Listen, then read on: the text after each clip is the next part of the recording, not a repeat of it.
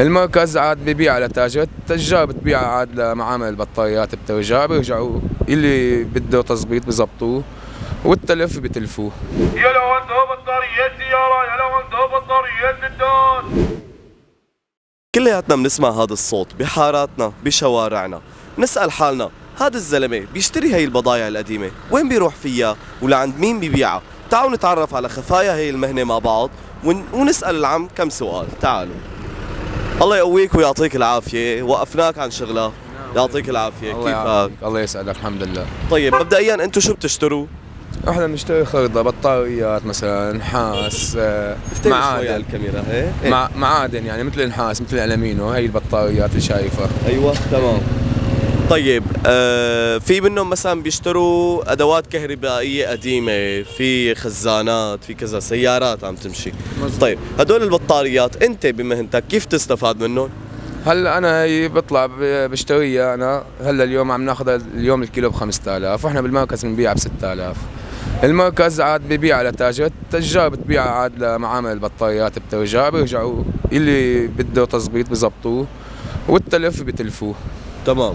يعني انت فينا نقول بتساهم باعاده تدويرها لهي البطاريات احسن ما تنكب بالحاويات وما ينعرف لها اثر. مزبوط. تمام.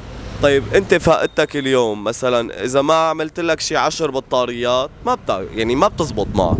هلا هذا والله بالنهايه رزق يعني من الله. رزق من رب العالمين. اموات بنرجع فاضيين، اموات الحمد لله بنرجع مليانين حسب. تمام. يعني بتحسبوها على الكيلو هي ولا؟ هي على الكيلو بناخذها. ايه. قد ايه الكيلو؟ هلا اليوم الكيلو عم ناخذها ب 5000. طيب وبتبيعها؟ بالمراكز ببيعها 6000، يعني مربحها 1000 ليره. 1000 ليرة على الكيلو. عندك مثلا 40 كيلو بتربح لك 40000 باليوم. هيك شيء هيك. فقط بطاريات؟ بطاريات ومعادن مثلا مثل النحاس مثل الحنفيات كل شيء معادن. طيب الناس اليوم مثلا بيشوفوك بيقولوا لك تعال نبيعك بطاريتنا القديمة. تمام. كيف الناس بتلتقى فيك؟ انت بتحط هذا الصوت وبتمشي بالشارع على الإذاعة بنحط نسجل صوت اللي بده يبيع بطاريات مثلا، اللي بده يبيع نحاس، اللي بده يبيع شيء عاد بيوقفونا عاد. اللي عنده شيء مثلا بده يبيعه بنشتري منه، في عالم بتقدر تبيع وفي عالم ما بتقدر تبيع. واليوم حسب الدولار يعني هي عم نشتغل فيها، يوم طالع ويوم نازل. هيك الشغل تبعنا صاير. كمان شغل البطاريات المستعملة والقديمة كمان معتمد على سعر صرف الدولار اليوم. ايه كله على الدولار عم بيشتغلوا فيه. تمام. ايه نعم. شكرا كثير لك، الله يقويك ويعطيك العافية.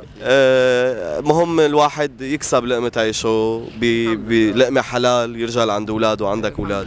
اكيد ايه عندي ولد لله. تمام. الله يخلي لك اياه وان شاء الله بيكبر بعزك ودلالك، وشكرا كثير لك، نورتنا. يعطيك الف عافية. الله يعافيك يا رب.